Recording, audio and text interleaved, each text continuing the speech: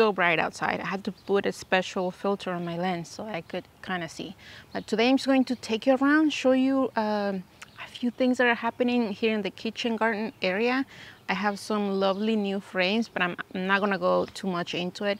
But I just wanna show you how, or my thinking behind how I plant what I plant in them, like what flowers go where, and how my mind works when it comes to planting vegetables and flowers here in my raised beds. I know a lot of you ask if I have a plan, if I sit down early in the year and I make a plan of what I'm going to be planting here. I have absolutely no clue other than my tomatoes. I don't know where everything else is going to be until I'm here at this moment, ready to plant everything. Everything is hardening off already, so it's just easy. Today is going to be 80 degrees as well, so crazy hot.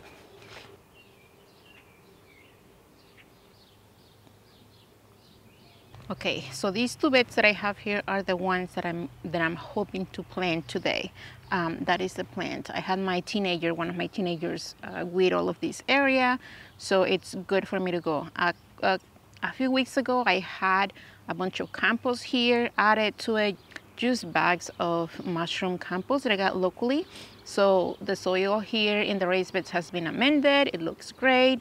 But obviously with the weather and the rain, the warm, the weeds started to pop up like crazy. So I know right now that in these two beds, my main crop, my main veggies are going to be tomatoes. So right along on the outsides of these beds, I am going to have a line of tomatoes. I am planning to do 10, 12 tomatoes on each side. I know that sounds like a lot, especially for these beds, for this small space, but believe me, it's going to be amazing, especially with the trellising idea that I have for them, which is the lean and lower trellising, which is normally used in, I guess, commercial hoop houses. But anyway, those are going to be my tomatoes, and on the inside, which is like the two-thirds of the beds on the inside, is going to be other veggies, it's going to be flowers, it's going to be lots of goodness for the pollinators. The only seeds that I'm going to plant directly here is going to be beans and the bush variety. So I am going to leave some spaces, more than likely in the front, so that nothing shades the seeds. And that's the only part that I'm going to try to keep very, very moist, at least the top of it for the seeds. But other than that, gosh, I have a lot of celosia coming up already. Unfortunately, that's where my tomatoes are going to be. Anyway, let's start.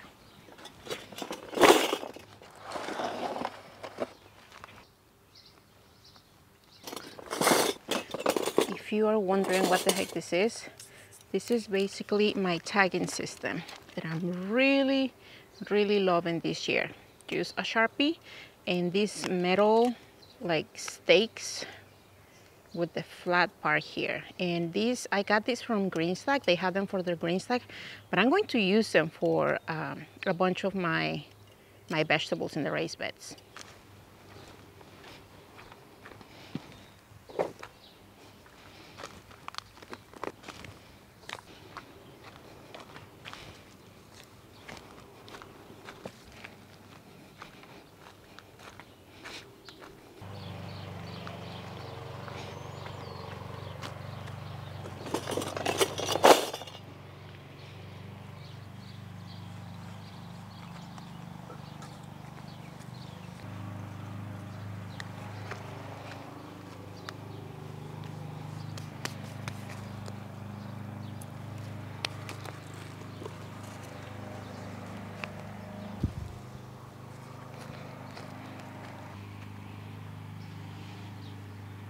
Okay, so I have my tomatoes placed about where I want them. They're about 12, 14 inches apart.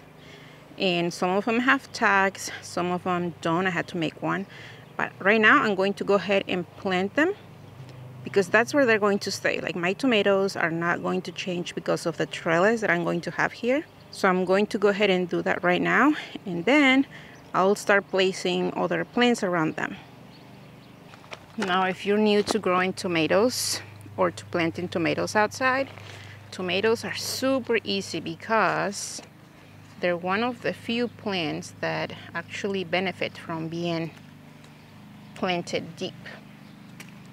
So what I'm going to do on this tomato plant that I purchased at my local nursery is that I am going to plant it right about this much, right about there. And most of this stem is going to be berry, and this is going to become pretty much roots. Are you recording audio? Yes, I am. I want to make sure I have horseradish harvest this year. Do you think I still have some? Or Yeah. Probably too woody? No, well, look at it. The plant's still thriving there. I probably need to dig up little pieces and plant it somewhere. So this kind of is a new plant? Yeah, it's definitely, you can definitely do it now because the plant is alive and thriving.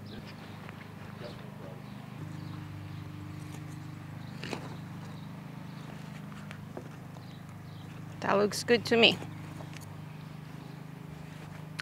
Okay. You can squeeze the roots, you can leave them intact. I don't think that it makes a huge difference. And I am going to use this organic vegetable fertilizer. Now sometimes I use the Spoma kind, the garden tone that they have, and sometimes I use this one. It just depends on what I can find locally at the time that I'm looking for one. A nice little bunch, a nice little handful. And at this point, I'm going to give them a nice water. And I am going to nicely cover this tomato plant. And that is it right here. And because I better not forget, I'm going to make my labels at the end, but this one has a label, so I am pretty much going to do the same thing on my other tomatoes. For my rest of the tomatoes, I am going to make a hole, add fertilizer, water it, and cover it. And hopefully, fingers crossed, here in, I don't know, in a few weeks, I can give you a nice update on how everything is doing.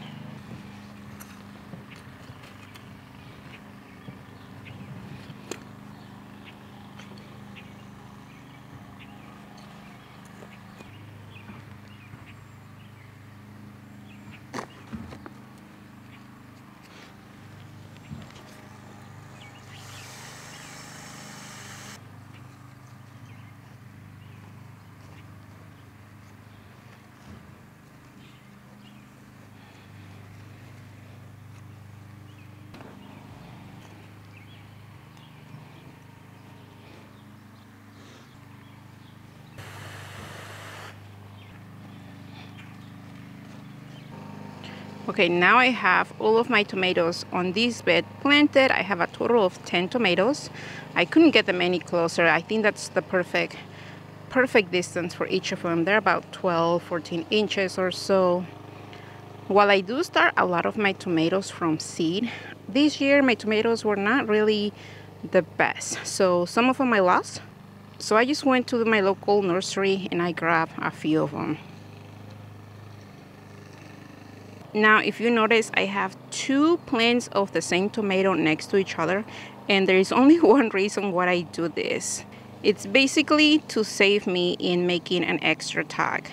Instead of having to make 10 tags for these tomatoes right here, I only had to make 5, and that way they're just kind of next to each other.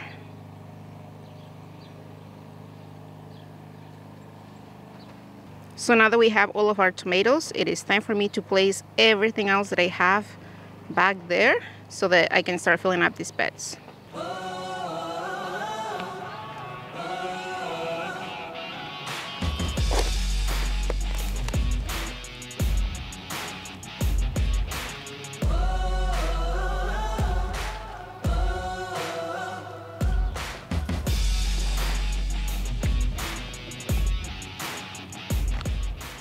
Okay, so before I plant everything that I have here, I'm just going to show you kind of how I place things before I actually plant them. This area right here where it's empty, this is where I'm going to have my bush beans, and I am going to get the seeds for that, and they're all going to go in there. And then I'm going to have some ginger, which is right there, and then I have a bunch of herbs, I have some marigolds, I have basil, I have a small dahlia that I'm going to place there, for which I'm going to have to add some stakes so that it doesn't fall over. I have some rudbeckia that they definitely need to be moved into a bigger space. Those small stairs are definitely not enough. I have cilantro, I have some herbs.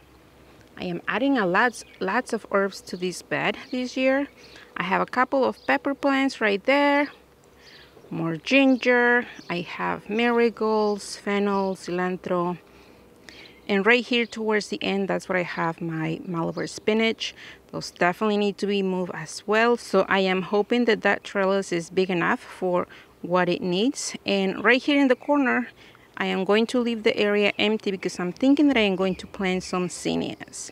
And that's pretty much what this bed is going to be as far as herbs, food, flowers, all of the good stuff.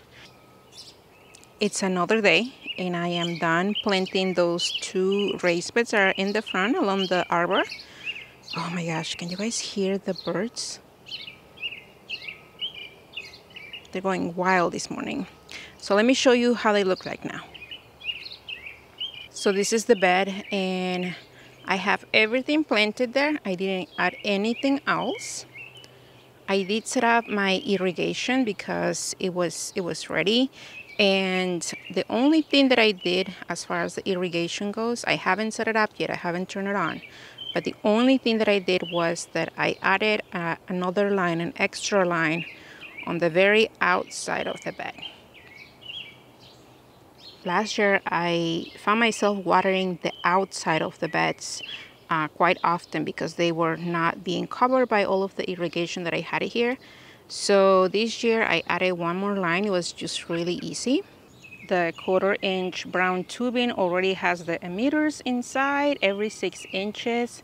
And I just got an adapter for one of the main lines on the very beginning of the bed. I am going to add links to those 2 videos that I did when I set up my irrigation system so that if you have any questions, you can kind of see how I did it last year.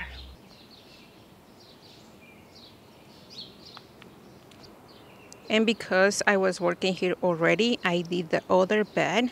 It's almost identical. I have 10 tomatoes going along the side of it with herbs and dahlias, rudbeckias, lots of herbs. What I am going to do next, but I don't think that I'm going to show you in a video because it's going to be a long process, is I am going to test my irrigation. I am actually going to set up my Wi-Fi timer on my tubing over there where I have located. I did this last year, so if you're wondering how I did this, I did a video a little bit more on just irrigation. So I'm going to link those below if you want to know that. But basically, I am going to set up my irrigation. I'm going to test, making sure that I don't have any clogs or that everything is running smoothly. And if I'm happy with it, then I'm going to cover with pine needles, which I have right here. If you see these bags here, no, pine needles do not come in a bag like this. These are the ones that I removed from either last year from one of my raised beds or early in the spring when I was adding the compost. So one of the things that I like actually about pine needles is that they're easy to remove. So these are the ones that I save and I am going to use this. This is how they come when I purchase them at my local Tractor Supply. This is the bag, this is how they look like. And some of you have mentioned that your Tractor Supply doesn't carry it. Last year was really my first year using pine needles, and what I noticed is that they bring a lot of them at the very beginning of the spring, and then they don't carry them anymore. But they do have them available online, and you can just order them to the store. And that's what I did because I only got one of these bags, and I thought that was going to be plenty. But for probably most of my raised beds and containers, just for the kitchen garden, I'm not talking about flowers, just for the kitchen garden, I will probably be safe using 3 bags of this, and I'll probably have some left over. If you're thinking about what mulch you're gonna use for your vegetables this year, highly would recommend using pine needles. It's such a beautiful cloudy day today. This is the perfect day for recording. I am going to show you how I am going to try to protect my strawberries from the birds. I have found that my birds love the strawberries, and it makes sense. They don't have any food, and the berries are there ready for them to be picked. I mean, just makes sense. Let me show you what I'm gonna do. This is my grain stack where I have 30 plants, 30 strawberry plants, seascape, ever-bearing strawberries, and they're doing amazing. So my thought was I am going to share them with the birds. About 2 weeks ago, I was fine with that. I thought, you know what? If I was to harvest 10 strawberries and I get 8, the birds get 2, I'm okay with that, right? I don't mind. But it feels like it's the other way around. The birds are getting 8 strawberries and I am getting 2.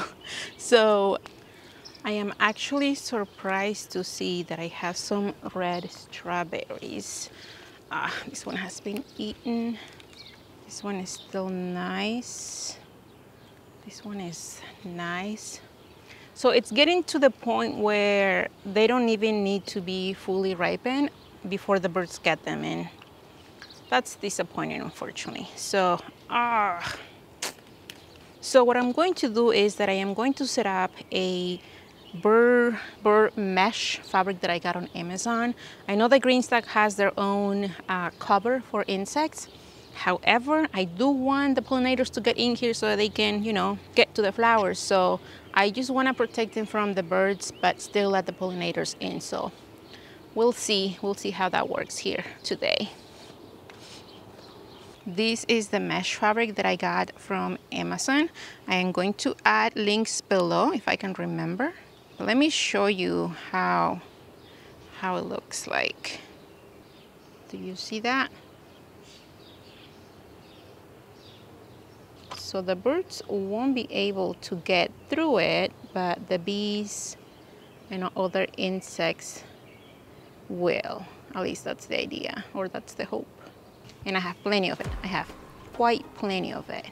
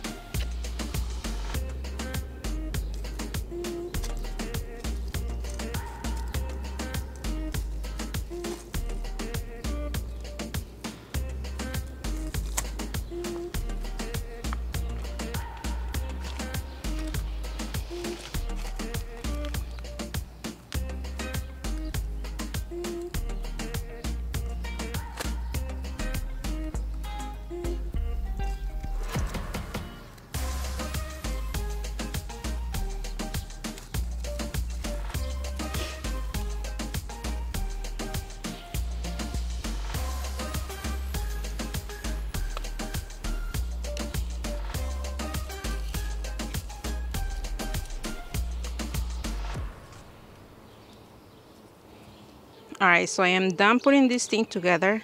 Definitely, if you're going to do something like this, definitely get some extra set of hands, because having help definitely would have made this a lot easier.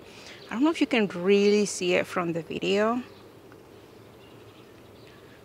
but the mesh is nicely going around. I know it's hard for my camera to pick up where it's at, but you can really kind of see it there. And those bricks at the bottom, are basically holding the mesh at the very bottom. So they are pretty much like the anchors for the bottom of the mesh.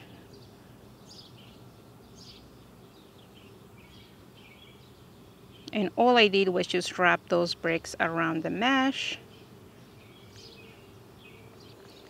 And at the very top, I just kind of put everything together there. I didn't use any zip ties on the top. I just sort of make a knot with the rest of the net, because if this doesn't work, if I find some sort of trouble with this thing, then I want to be able to take it apart quickly and, you know, not having to undo 100 zip ties.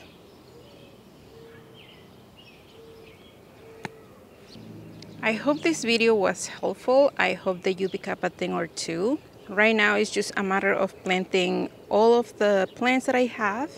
I start with my kitchen garden because I want to have plenty and enough plants to cover my raised beds and containers and planters. And then with whatever I have left, then I move into my Nordic flower bed and other containers that I have on the rest of my garden.